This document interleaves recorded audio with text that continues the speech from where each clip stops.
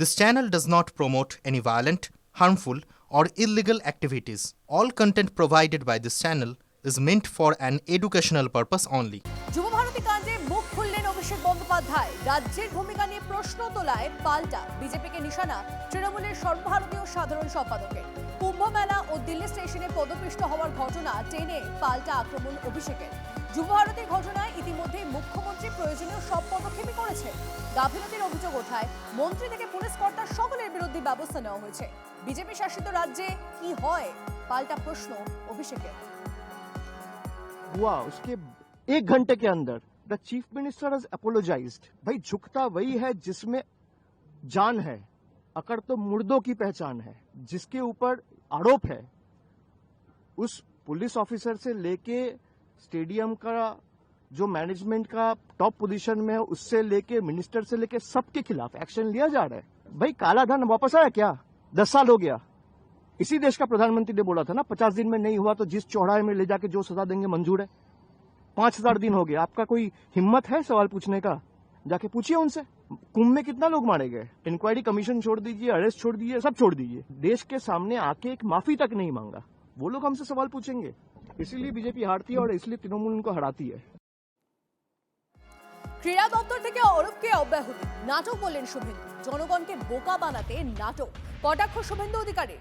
যুব ভারতী কাণ্ডে অরূপ বিশ্বাস, সুজিত বসুর গ্রেপ্তারি দাবি শুভেন্দুর। বাংলার মানুষ হাইকোর্টের হস্তক্ষেপ চায়, মন্তব্য বিরোধী দলনেতার। এখানে আগামী 2.5 মাসের মধ্যে মন্ত্রী লেখা যাবে না, নীলবাতি লালবাতি লাগানো যাবে না। মাত্র 2.5 মাস বাকি আছে মডেল কোড অফ কন্ডাক্ট চালু হতে।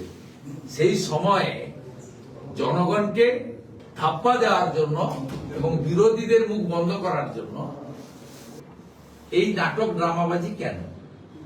মমতা বন্দ্যোপাধ্যায় সব সময় নিজে ভালো অন্যরা খারাপ এই কথা বলেন। সারদার মেন বেনিফিশিয়ারি ছিলেন মমতা ব্যানার্জি, সুদীপ্ত সেনকে জেলে পুরেছিলেন, রাজীব কুমারকে দিয়ে তথ্য প্রমাণ লোপাট করেছিলেন, অন্যের ঘাড়ে বন্দুক রেখে নিজে বেঁচেছেন। এবং আমরা আপনার এই সিদ্ধান্তের উপরে নির্ভর করি না, সমর্থন করি না। পশ্চিমবাংলার মানুষ আপনার অপসারণ চায়, অরূপ সুজিতের গ্রেপ্তার চায়। পশ্চিমবাংলার মানুষ মহামান্য অ্যাক্টিং চিফ জাস্টিসের নেতৃত্বে হাইকোর্টের হস্তক্ষেপ চায়। এবার পরের ব্রেকিং নিউজ দিকে নজর রাখা যাক। যুব ভারতীতে বেসের অনুষ্ঠানে বিশৃঙ্খলা, তদন্তে এবার সিট। যুব ভারতী কাণ্ডে 4 সদস্যের এসআইটি গঠন। যুব ভারতী কাণ্ডে শীর্ষ পুলিশ কর্তা পীযূষ পান্ডের নেতৃত্বে সিট গঠন।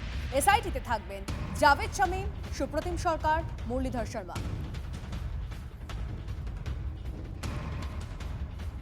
আর একটা ব্রেকিং নিউজ দিয়ে আপনাদেরকে। দক্ষিণ পূর্ব রেলের খড়গপুর ডিভিশনে লাইনচ্যুত ট্রেন। সাঁতরাগাছি বাগসারা লেভেল ক্রসিং এর কাছে আপ লাইনে লাইনচ্যুত ট্রেনের 2টি বগি। বড়সড় দুর্ঘটনার হাত থেকে রক্ষা পেল একটি ট্রাক মেইনটেনেন্স ট্রেন। সন্ধে 6:40 নাগাদ শালিমার স্টেশন থেকে একটি খালি ট্রেন সাঁতরাগাছি ইয়ার্ডে নিয়ে যাওয়ার সময় এই বিপত্তি। শালিমার ও সাঁতরাগাছি স্টেশনের মধ্যে ট্রেন চলাচল ব্যাহত হয়। সাঁতরাগাছি রেল ইয়ার্ড থেকে পাঠানো হয় অ্যাক্সিডেন্ট রিলিফ ট্রেন। যুদ্ধকালীন তৎপরতায় ট্রেনের কোচগুলিকে লাইনে তোলার কাজ চলছে। হাওড়া থেকে সাঁতরাগাছি রুটে ট্রেন চলাচল স্বাভাবিক রয়েছে, খবর রেল সূত্রে। এটা একটা এমটি কার, মানে এটা হচ্ছে মেইনটেনেন্স কার। এটা কোনো এক্সপ্রেস ট্রেন না, যাত্রীবাহী গাড়ি নয়। এটা কার সেরে যাচ্ছিল, শালিমার থেকে এতে ঢুকছিল, ওখানে কাজ করে এসে ইয়ার্ডে ঢুকছিল, সাঁতরাগাছি ইয়ার্ডে ঢুকছিল। সেই সময় বাগসারা রেলগেটে এটা লাইনচ্যুত হয়। একটা বগি লাইনচ্যুত হয়েছে, ওই তো দেখা যাচ্ছে, তো একটা চাকাই পড়েছে। দক্ষিণ পূর্ব রেলের খড়গপুর ডিভিশনে সাঁতরাগাছি স্টেশন বাগসারা লেভেল ক্রসিংয়ের কাছে লাইনচ্যুত ট্রেনের 2টি বগি। যেটা জানা যাচ্ছে শালিমার থেকে একটি খালি ট্রেন সাঁতরাগাছি রেল ইয়ার্ডে যাবার সময় এই বিপত্তি ঘটে। এই মুহূর্তে বাগসারা লেভেল ক্রসিংয়ের কাছে যেখানে লাইনচ্যুত হয়েছে ট্রেনটি, সেই ট্রেনটিকে পুনরায় লাইনে ফিরিয়ে আনতে দক্ষিণ পূর্ব রেলের ইঞ্জিনিয়াররা তারা কিন্তু কাজে নেমেছেন এবং দ্রুততার সঙ্গে সেই ট্রেনটিকে পুনরায় লাইনে ফিরিয়ে আনার কাজ চালাচ্ছেন। যদিও এই ঘটনায় দক্ষিণ পূর্ব রেলের সাঁতরাগাছি লাইন এবং হাওড়া থেকে খড়গপুর ডিভিশনের একাধিক আপলাইনে ট্রেন চলাচলে ব্যাহত সৃষ্টি হয়েছে। পাশাপাশি অন্যান্য লাইনেও কিন্তু ট্রেন ধীর গতিতে চলছে। ফলে কতক্ষণ সময় লাগবে এই ট্রেনটিকে পুনরায় লাইনে ফিরিয়ে আনতে তা এখনও না বলা গেলেও দক্ষিণ পূর্ব রেলের ইঞ্জিনিয়াররা এবং যারা রেলের আধিকারিক তারা ঘটনাস্থলে রয়েছে এবং জোর গতিতে সেই কাজ চলছে। এখনই দেখা যাচ্ছে এখানে হাইড্রোলিক জ্যাক লাগিয়ে ট্রেনটিকে তুলে বগিগুলোকে পুনরায় লাইনে ফিরিয়ে আনার কাজ চালানো হচ্ছে। খালি ট্রেন ছিল বলে দুর্ঘটনা বড় আকার ধারণ করেনি। প্যাসেঞ্জার না থাকায় বড়সড় বিপত্তি এড়ানো গিয়েছে। হাওড়ার সাঁতরাগাছি বাকসারা লেভেল ক্রসিং থেকে সুব্রত বন্দ্যোপাধ্যায়, TV9 বাংলা। পরের ব্রেকিং নিউজ দিয়ে আপনাদেরকে হায়দ্রাবাদ থেকে রাঁচিগামী ইন্ডিগো বিমানে পাখির ধাক্কা। ক্ষতিগ্রস্ত বিমানের সামনের অংশ। কলকাতা থেকে রাঁচি যাওয়ার সময় বিপত্তি। তড়িঘড়ি যোগাযোগ করা হয় এটিসির সঙ্গে। কলকাতা বিমানবন্দরে অবতরণ করানো হয়। ক্ষতিগ্রস্ত ইন্ডিগো বিমানটি কলকাতা বিমানবন্দরের হ্যাঙ্গারে নিয়ে যাওয়া হয়েছে মেরামতির জন্য।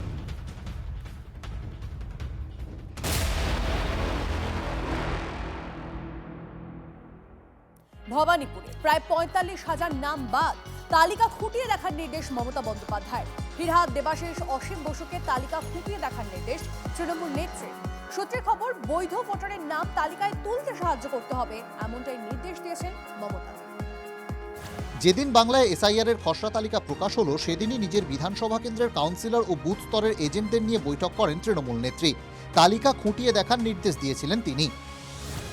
মমতা বন্দ্যোপাধ্যায়ের কেন্দ্র ভবানীপুরের নাম বাদ পড়েছে ৪৪,৭৮৭ জনের। এর মধ্যে মৃত ভোটারের সংখ্যা ১০,৮৯৭। নিখোঁজ ভোটার ১৯,৪৭১ জন। স্থায়ীভাবে স্থানান্তরিত ভোটারের সংখ্যা ১২,৫৪৭। ডুপ্লিকেট ১,০৯৭ জন। আর ভবানীপুরের মিত্র ইনস্টিটিউশনে মুখ্যমন্ত্রী নিজের ২০৭ নম্বর বুথে ১২৭ জনের নাম বাদ গিয়েছে। এই পরিস্থিতিতে ভবানীপুরের ৮ কাউন্সিলর এবং BLA 2দের সঙ্গে বৈঠক করেন মমতা বন্দ্যোপাধ্যায়। বৈঠকে ছিলেন ফিরহাদ হাকিম, সুব্রত বক্সীও। সূত্রের খবর, বৈঠকে মমতা বন্দ্যোপাধ্যায় নির্দেশ দেন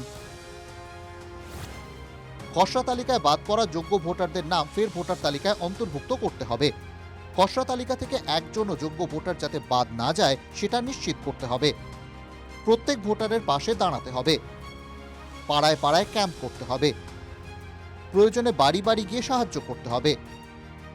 ৭০ নম্বর ওয়ার্ডে বিশেষ নজর দিতে হবে। বহুতলে বেশি করে নজর রাখতে হবে। সূত্রের খবর, ফিরহাদ হাকিমকে খিদিরপুরের, দেবাশিস কুমারকে কালীঘাটের তালিকা খুঁটিয়ে দেখার নির্দেশ দিয়েছেন মমতা বন্দ্যোপাধ্যায়। যে বুথে উনি ভোট দেন সেই বুথে উনার ১২৭ জন নাম বাদ হয়েছে। এটা খুব বড় সংখ্যা। একটা বুথে ৮০০ থেকে ১২০০ ভোটার থাকে। সেক্ষেত্রে ১২৭টি নাম বাদ যাওয়া মানে শতকরা ১০%-এরও বেশি নাম। খুব বড় সংখ্যা। উনি যে ভুয়া ভোট নিয়েই ওখানে যেতেন, এ তো প্রমাণ হয়েছে ৪৬,০০০ নাম বাদ গেছে। বিধানসভা ভিত্তিক আপনি অনেক নাম্বারস কারো কম বেশি এটা পেতেই পারেন। নিশ্চয়ই ওই ASD যেটা absent shifted dead not found, এই সংখ্যাটা বাদ যাবে। সেটা তো ভেরিয়েশন হয়, কোনো রিফ্লেকশন নয়, এটা কোনো আয়না নয় যে ওখানে কম বাদ গেছে আর ওখানে বেশি বাদ গেছে, তা তো না। সংশোধনের কাজটা আরো ভালো হলে পরে হয়তো এত নামও বাদ যাওয়ার বিষয়টা আসতো না। এই পরিস্থিতিতে বিরোধী দলনেতার দাবি, এসআইআর এর পর তৃণমূলের সঙ্গে বিজেপির ভোট ব্যবধান আর রইল না। পাল্টা জবাব দিয়েছে তৃণমূলও। তৃণমূল ভার্সেস বিজেপির যে লড়াই পশ্চিমবঙ্গে হচ্ছে, তাতে আমাদের সঙ্গে ওদের ডিফারেন্স ছিল ২১ লক্ষ। ৫৮ লক্ষ ভোট বাদ যাওয়ার মধ্য দিয়ে প্রমাণ হয়েছে যে ভারতীয় জনতা পার্টির সঙ্গে ওদের কোনো ডিফারেন্স এই মুহূর্তে নেই। ১৪ই ফেব্রুয়ারি ভোটার তালিকা বেরোলে যে বিপুল সংখ্যক নাম আরো বাদ যাবে। শুভেন্দুবাবু যেটা বলছেন তার থেকে প্রমাণ হয় এক, যে তাদের সঙ্গে জাতীয় নির্বাচন কমিশনের একটা আর্থিক সম্পর্ক আছে। জাতীয় নির্বাচন কমিশনকে তারা কার্যত দলের শাখা সংগঠনের মতো ট্রিট করছেন। শুধু বাংলার মানুষের সঙ্গে ওনাদের সম্পর্ক নেই, উন্নয়নের সঙ্গে ওনাদের সম্পর্ক নেই। গত লোকসভা নির্বাচনের প্রেক্ষিতে ভবানীপুর বিধানসভার অন্তর্গত ৮টি ওয়ার্ডের মধ্যে ৫টিতে এগিয়ে ছিল বিজেপি। ৩টি ওয়ার্ডে লিড পায় তৃণমূল। এর মধ্যে মমতা বন্দ্যোপাধ্যায়ের নিজের ৭৩ নম্বর ওয়ার্ডে শাসক দলের লিড ছিল মাত্র ২৭৯ ভোটের। সৌরভ গুহর রিপোর্ট, TV9 বাংলা। অবশেষে খাঁচাবন্দি হলো চিতাবাঘ। স্বস্তি ফিরল জলপাইগুড়ির শিকারপুর চা বাগানে। শ্রমিক মহলে ঢুকে হামলাও চালায় সেই চিতাবাঘটি। এই নিয়ে ব্যাপক আতঙ্ক ছিল চা বাগানে। অভিযোগ পেয়ে ছাগলের টোপ দিয়ে খাঁচা পাতে বন দপ্তর। অবশেষে খাঁচাবন্দি হয় পূর্ণবয়স্ক চিতাবাঘটি। খবর পেয়ে চিতাবাঘটিকে উদ্ধার করে নিয়ে যায় বৈকুণ্ঠপুর বন বিভাগের বেলাকোপা রেঞ্জের বনকর্মীরা। পুরুলিয়া পুরসভায় প্রশাসক বসালো রাজ্য নগর উন্নয়ন দপ্তর। মঙ্গলবার চিঠি পাওয়ার পরই অতিরিক্ত জেলা শাসক ও সদর মহকুমা শাসকের সঙ্গে বৈঠক। পুর পরিষেবা সংক্রান্ত প্রশ্নের উত্তরে খুশি না হওয়ায় বোর্ড ভাঙার সিদ্ধান্ত, এমনটাই সূত্রে খবর। বুধবার থেকে আগামী 6 মাসের জন্য প্রশাসক হিসেবে দায়িত্ব নেবেন মহকুমা শাসক।